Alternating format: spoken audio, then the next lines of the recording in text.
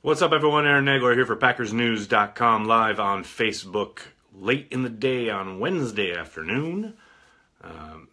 As per usual this week, nothing really breaking for Packers news, as it were, but plenty to talk about as always. The NFL rolls on. The Super Bowl crawls closer to kickoff. And, various bits and bops. Thought I'd say hi. Sean, what's up? Kevin, hello. And like I always say, there's always something to talk about when it comes to the Packers. So I thought I'd jump on and see what's on your minds in regards to either free agency, the current roster, the draft, anything that you might be thinking about. Hello, Manu, Shauna, hello. How are you?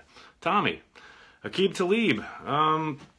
I tell you what, I got a lot of pushback even suggesting Aqib Talib, both last year and last week, because the report was out there that he would either be traded or cut.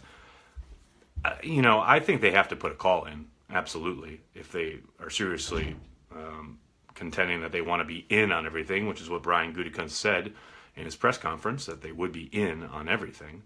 At least you got to gauge where his head is at financially. As far as what he'll be able to help you with on the field, there's no doubt that he would upgrade the corner position from Devon House.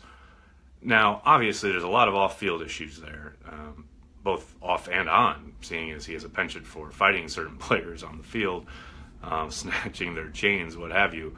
But there's zero question that he would improve the cornerback position for the Packers. And if Gutekunst is true to his word and wants to be in on every possibility of improving his roster, you should absolutely make that call if and when Talib is released.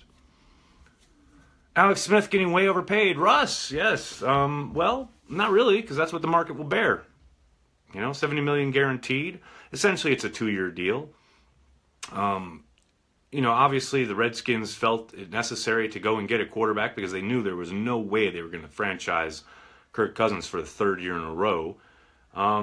And I understand why they felt the need to go get Alex Smith, in the sense that they need someone to play quarterback. Even if they draft a guy, they want someone to be able to play week 1 who has NFL experience and can be their bridge, so to speak. But it's still just a bridge. It's a bridge quarterback. And as I said this morning, what they really need to do, the reality in Washington is that they have desperately needed for some time to start a rebuild, hand the keys to a real GM, and have Dan Snyder get out of the way. But as long as Dan Snyder owns the team, that's never going to happen.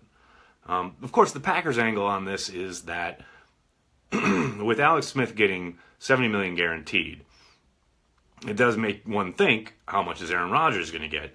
Now, there's a possibility that Rodgers' camp will want to wait and see what Kirk Cousins is going to get, because Cousins will be the belle of the ball in free agency when that opens in March.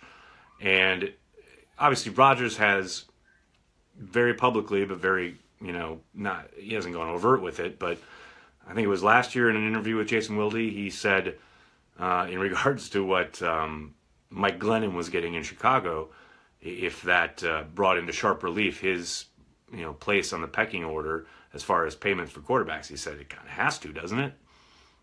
So obviously he's cognizant of it. He knows where he lies, and he knows his value to the Packers. Could Rodgers approach $100 million guaranteed? I don't think it's out of the question. I've seen some people positing that he may get a fully guaranteed contract. I do think that's a bit unlikely. Now, could it happen? Sure. Absolutely. That would be consummate with his value in Green Bay. I think last year threw that into sharp relief, but I highly doubt they do go ahead and give him a fully guaranteed contract. But I do think they will give him close to $100 million guaranteed. And after that, it's just a question of years and salary and what the cap hits are. And there's every possibility that they try and reduce his cap hit in 2018. Right now, I think they're set to be somewhere around $17, $18 million under the cap. But if Rodgers could reduce his cap hit in 2018, that could give him even more leeway to go and get a little bit more aggressive in free agency. Can they extend Rodgers before free agent starts this year? Yes, they absolutely could. I don't think they will. I think they'll try to.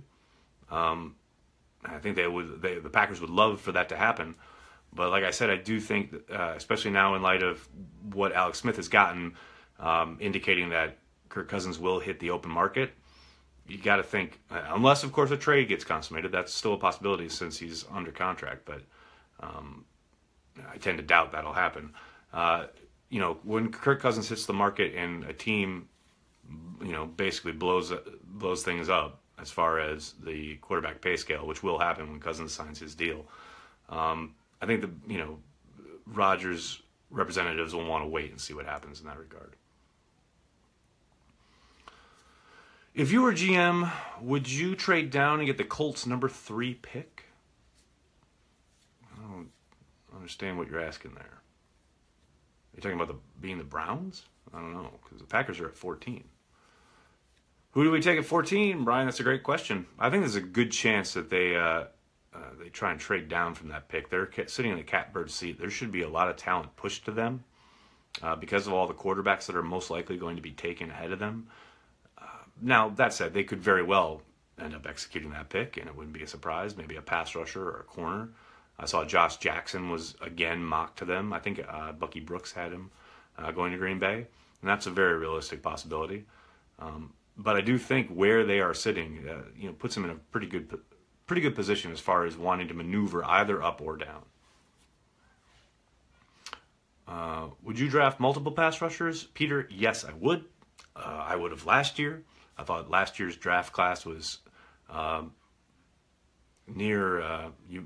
pretty unique as far as the amount of pass rushing talent that was available. The Packers clearly kicked the can there, so to speak, other than selecting Vince Beagle in the 4th round. But I think they definitely need to address it this year, both probably in the draft and free agency. How about trading that 14th pick and Hundley? Whew, I don't know, man. Who's taking Hundley after what he put on tape this year? I don't see it. I see a couple of people asking about the Sam Shields photo that Morgan Burnett put up. Now, you got to remember the Packers released him, and he has a couple of charges that he's been busted a couple times for off-field stuff. I'm not sure where he lies as far as on the punishment spectrum, so to speak, as far as what kind of suspension he's facing. But I think it's a real long shot to think that he'd be back with the Packers. If for no other reason, then it'd be great to have him back, and I think they could use his skill set. But one hit, and there's a good chance he's out for the year if he sustains another concussion, which he has become more and more prone to throughout his playing career. So while I get the excitement around it, it doesn't feel like a legitimately real possibility. What can Montravius Adams offer next year? The forgotten man. That's a good question. You got to look at his rookie year as, I don't think you can call it anything other than a disappointment. It's your 3rd round pick, and you get absolutely nothing from the guy. Obviously, he did contribute a handful of snaps throughout the season, but didn't flash anything of note that I saw. The biggest hope I think you can look at from Adams is that he hits the weight room. He comes back and makes a big jump as far as that year 1 to year 2 acceleration, where a lot of guys will, in a way that's kind of hard your rookie year. You're going through the entire draft process, the entire, you're training in a very different way. Sometimes guys just get into that second year, they're in a full NFL program for the full offseason, and it just clicks. Now, I'm not suggesting that's automatically going to happen with Adams, but it can, and we've seen it happen before. But they desperately need to get something out of him next season because his rookie season was close to a waste. Is Josh Jones and Clinton Dix our safety duo for the next 5 years? Andrew, not if Clinton Dix continues to play like he did in 2017. There's no way the Packers can go down that road for another 4 years if they get the same kind of output they got from Clinton Dix last year. Josh Jones, it's a possibility. Now, again, he's got issues and things to work on, but you definitely saw the promise there, especially early in the year when he was allowed to play closer to the line of scrimmage. I'm very interested to see how Mike Pettin uses him. The more space he's given to work in, the more it looks like he's swimming and kind of second-guessing himself. I do think Pettin will put him in some pretty good spots to be successful. Ooh, Alex Roundtree with the hotness here. Rodgers, Brady, or Favre? Whew. Well, I tell you what, they're all fantastic in different ways. Rodgers' ability outside the pocket, his maneuverability, his arm talent is unquestionably the best out of those three. Brady's precision, accuracy, ability under pressure can't be questioned. And Brett Favre's toughness and availability, absolutely second to none. So it really depends on what you need at what time, you know. You give me one game and I've got to win it, I'll probably take Brady. If I want to be entertained and I want to have a good time watching football, I'll take Favre.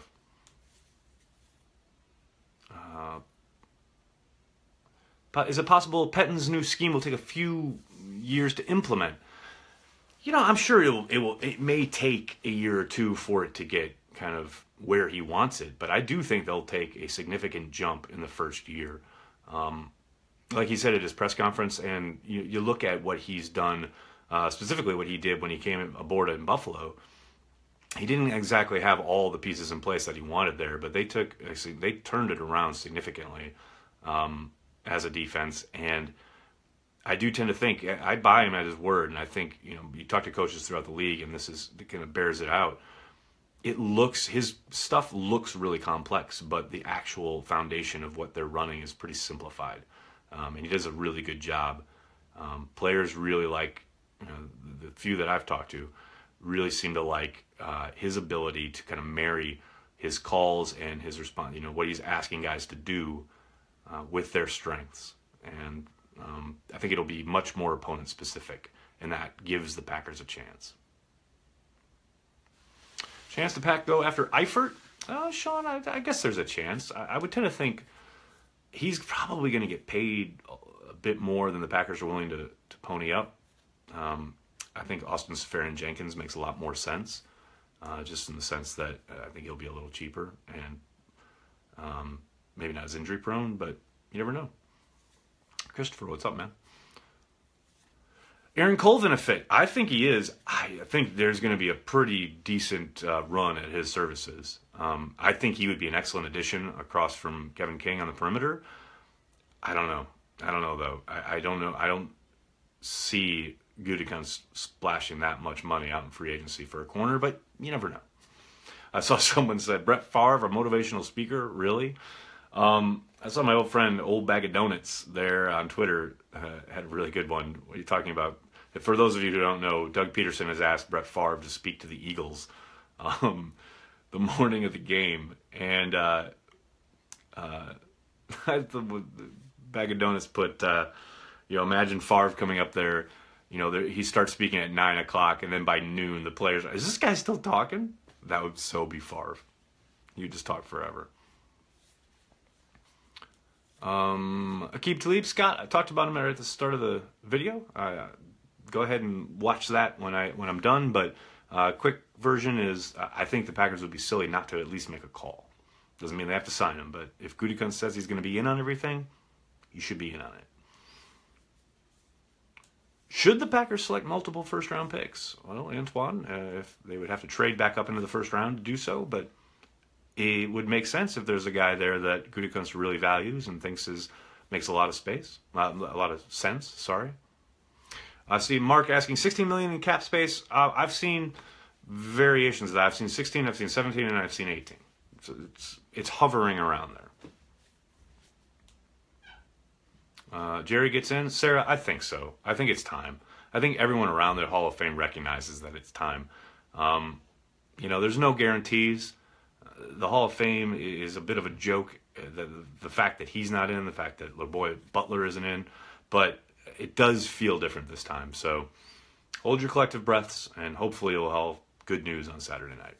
All right, everybody. I'm going to have to get going, but thanks so much for all the questions. I'm sorry if I didn't get to yours. Make sure you're checking PackersNews.com for all the latest. We'll have everything and anything having to do with green and gold always throughout the offseason. Again, thanks so much for checking it out. I'll have a new podcast up tomorrow. Make sure you're looking out for that. In the meantime, check PackersNews.com. Thanks a lot, everyone.